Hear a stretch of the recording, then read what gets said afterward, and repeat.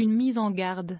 Alors que le Premier ministre François Bayrou doit présenter les grandes lignes du budget 2026 d'ici au 14 juillet, le compte n'y est pas, selon la ministre des Comptes publics Amélie de Montchalin, dans un entretien accordé au JDD.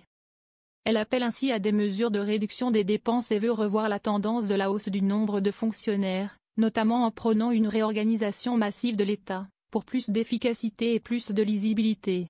Le gouvernement doit, en effet, mettre la main sur 40 milliards d'euros pour réaliser des économies. Amélie de Montchalin a affirmé qu'elle allait prochainement recevoir chaque ministre afin de préparer le prochain budget.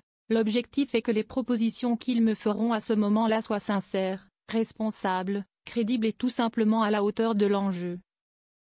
Déclare la membre du gouvernement, qui rappelle que les ministères devront dépenser moins l'année prochaine que cette année. La ministre des Comptes publics s'apprête à effectuer, avec Éric Lombard, des propositions à François Bayrou. Pour cette échéance, il faudra bien que le compte y soit, martèle-t-elle, assurant que nous sommes au bout d'un système.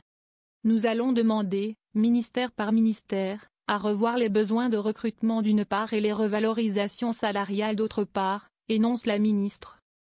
Par ailleurs, Amélie de Montchalin a confirmé la fusion ou la suppression d'un tiers des agences et opérateurs de l'État, et le fait que les contributions exceptionnelles de 2025, celles des ménages les plus riches et la surtaxe d'impôt sur les sociétés, le resteront.